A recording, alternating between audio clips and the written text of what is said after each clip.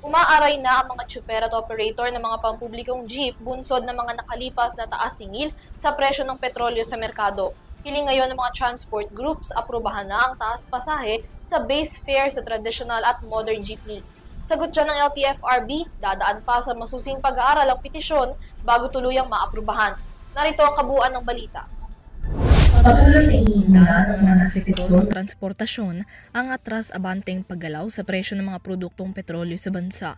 Bumungad sa buwan ng Agosto ang malakihang taas presyo ng petrolyo na iniuugnay sa epekto ng taripang ipinataw ng Estados Unidos sa mga bansang pinagkukunan ng supply ng langis sa global na merkado.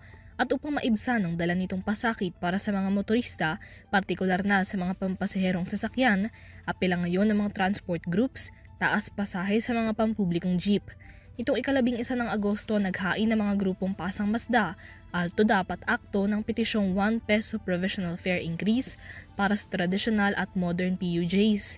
Ayon kay Pasang Mazda President Obet Martin, hindi naman natutumbasan ng mga katiting na rollback ang mas madalas at mas mataas namang taas presyo sa petrolyo.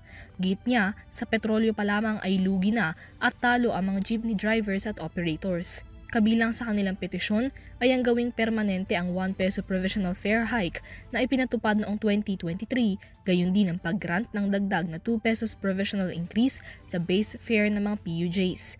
Ang petisyong ito pinag-aaralan na ngayon ng Land Transportation Franchising and Regulatory Board. Ayon kay LTFRB Chairperson Attorney Chofie Luguadis III, kinakailangan nilang busisiing mabuti ang petisyon upang masiguro na magiging patas at reasonable ang mga magiging epekto sakaling maipatutupad ang taas pasahe sa mga jeep. Siniguro naman ng LTFRB na dadaan sa due process gaya ng hearings at public consultations ang kanilang magiging pagpapasya para sa panukalang taas pasahe sa mga jeep. Para sa EuroTV News, Mia Layagin, sumasaludo sa bawat Pilipino.